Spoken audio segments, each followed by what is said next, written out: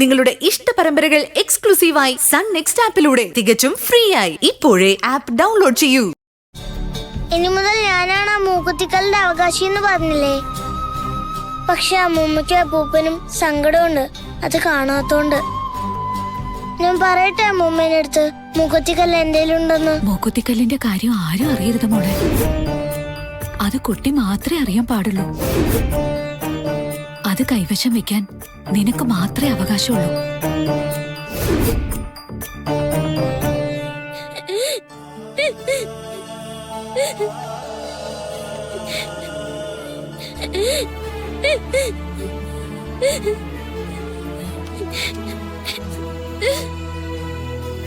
അപ്പൂസേ കരയാതെ.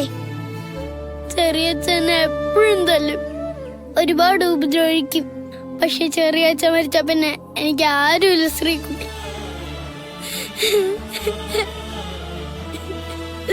കരയാതെ.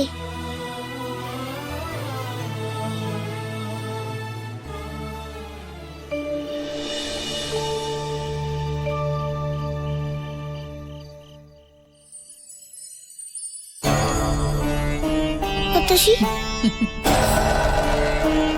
എന്താ ശ്രീകുട്ടി മുഖത്തിനൊരു വാട്ടം? അപ്പൂസിന്റെ ചെറിയച്ഛൻ ആശുപത്രിയിലാ. അവര് പാവങ്ങളാ. അപ്പൂസിനും ലതയാന്റിക്കും സങ്കടാവില്ലേ? ആവും, ആവണം. എന്തിനാ പാവങ്ങളെ വേദനിപ്പിക്കുന്നേ? കർമ്മഫലം. ആരും വേദനിപ്പിക്കുന്നൊന്നുമല്ല, സ്വയംകൃതാനർത്ഥം എന്നൊക്കെ പറയും. തെറ്റ് ചെയ്യുക എന്ന് അറിഞ്ഞുകൊണ്ട് തന്നെയല്ലേ ഹരീന്ദ്രൻ മൂക്കുത്തി മോഷ്ടിക്കാനായി കാവിലെത്തിയത്? അതിനത് ഞാനല്ലേ എടുത്തത്? ശ്രീകുട്ടി വെറുതെ വന്നത് മോഷ്ടിക്കുകയായിരുന്നില്ലല്ലോ. ഞാൻ പ്രത്യേകം പറഞ്ഞതല്ലേ. പിന്നീട് സ്വർഗവാതിൽ പക്ഷി വന്ന് വഴികാട്ടി തന്നില്ലേ? അതല്ലേ ശ്രീകുട്ടിയെ ശിവഭൂതമായ തേള് കുത്താതിരുന്നേ. അതിന് അപ്പൂസിനെ ചെറിയച്ഛൻ മൂക്കുത്തി എടുത്തില്ലല്ലോ. ഇല്ല, അക്കാര്യത്തിൽ അയാളെ ആരും ശിക്ഷിച്ചിട്ടുമില്ലല്ലോ. പിന്നെന്തിനാ ശിക്ഷിച്ചത്? കൊല്ലാൻ ശ്രമിച്ചതിന്. ആരെ? ശ്രീകുട്ടിയെ തന്നെ. എന്നെയോ? എപ്പോ? അന്ന് രാത്രി ശ്രീകുട്ടി കാവിലെത്തി ദേവി വിഗ്രഹത്തിൽ നിന്ന് മൂക്കുത്തി എടുക്കുന്നത് ഒളിഞ്ഞു നിന്ന ഹരീന്ദ്രൻ കാണുന്നുണ്ടായിരുന്നു. വിലമതിക്കാനാവാത്ത രത്നമാണതിലെന്നറിയാവുന്ന ഹരീന്ദ്രൻ അതെങ്ങനെയും സ്വന്തമാക്കാൻ നോക്കി. പക്ഷേ അത് ശ്രീകുട്ടിയിൽ നിന്നും തട്ടിപ്പറിച്ചാൽ അക്കാര്യം മറ്റുള്ളവരറിയും, അയാൾ അപകടത്തിലാകും. പിന്നെന്താ മാർഗം? അതിനാൽ ഏറ്റവും ഹീനമായ മാർഗം തന്നെ അയാൾ തിരഞ്ഞെടുത്തു. എന്താ മുത്തശ്ശി? കൊലപാതകം. എന്നുവെച്ചാ? എന്റെ ശ്രീമോളെ കൊല്ലാൻ അയാൾ തീരുമാനിച്ചു. കൊന്നാ പിന്നെ ആരും ഒന്നും അറിയില്ലല്ലോ. മൂക്കുത്തി സ്വന്തമാക്കി എങ്ങോട്ടെങ്കിലും രക്ഷപ്പെടാം. അതായിരിക്കും ആ ദുഷ്ട മനസ്സിന്റെ ഉദ്ദേശം. അതിനപ്പൂസിനെ ചെറിയച്ഛൻ എന്നെയൊന്നും ചെയ്തില്ലല്ലോ. ശ്രീകുട്ടി എന്തറിയും? പാവം കുട്ടി, നടന്നതൊന്നും അറിഞ്ഞില്ല. പറഞ്ഞുതരാം. ഹരീന്ദ്രൻ മാരകമായ ഒരു ആയുധവുമായി ശ്രീകുട്ടിയുടെ പിന്നാലെ വന്നു. ശ്രീമോളെ പിന്നിൽ നിന്നും കുത്തി വീഴ്ത്താനായിരുന്നു ശ്രമം. ആ സമയത്ത് കാവിലമ്മയുടെ ഭൂതഗണങ്ങൾ ഉണർന്നു. മാരക വിഷമുള്ള ഒരു തേൾ അയാളുടെ കാലിൽ കുത്തി.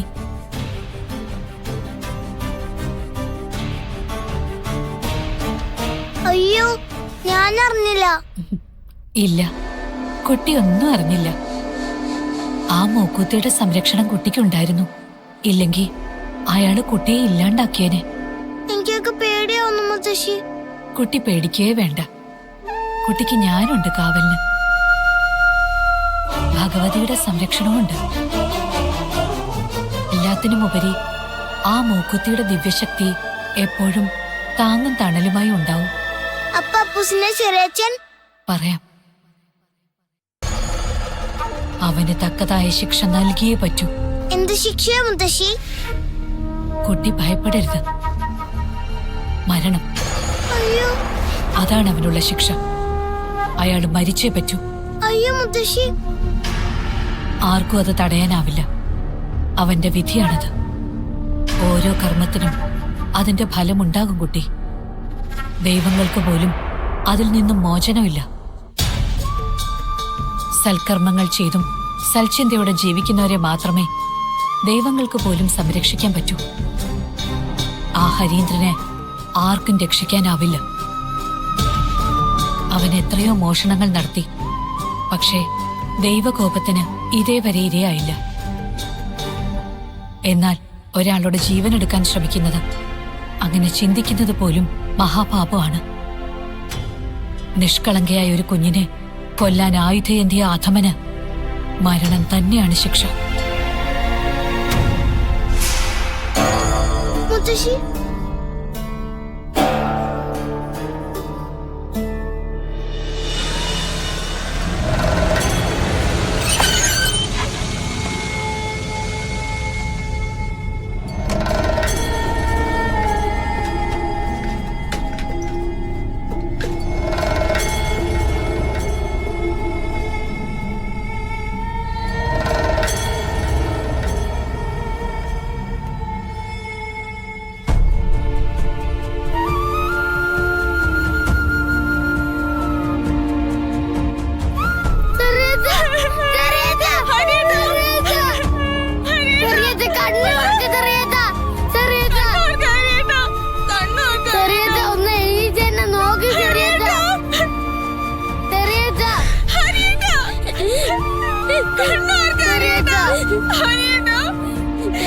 ഞങ്ങൾക്ക് ഇനി ആരുമില്ല.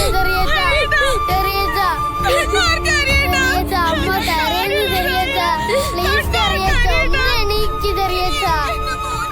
ആശുപത്രിയിൽ എത്തിക്കുമ്പോ കാലില് തേള് കുത്തിയ 2 പാടുണ്ടായിരുന്നു.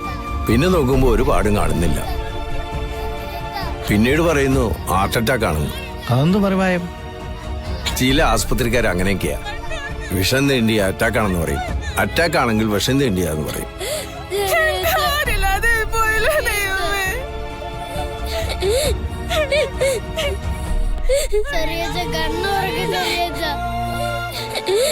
എപ്പോഴായിരുന്നു പക്ഷേ? രാവിലെ മുതൽ ഹാർട്ട് താളം തെറ്റിയ അവസ്ഥയിലായിരുന്നു. പെട്ടെന്ന് ഹൃദയം നിലച്ചു. കുറച്ചു മുമ്പ് ക്ലിനിക്കിലെ ഡെഡ് എന്ന് പറഞ്ഞ് ഡോക്ടർ ഡിസ്ചാർജ് ചെയ്തു.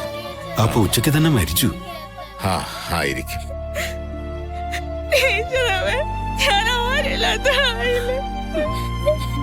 കരയല്ല അമ്മ, അമ്മയ്ക്ക് ഞാനുണ്ടമ്മ.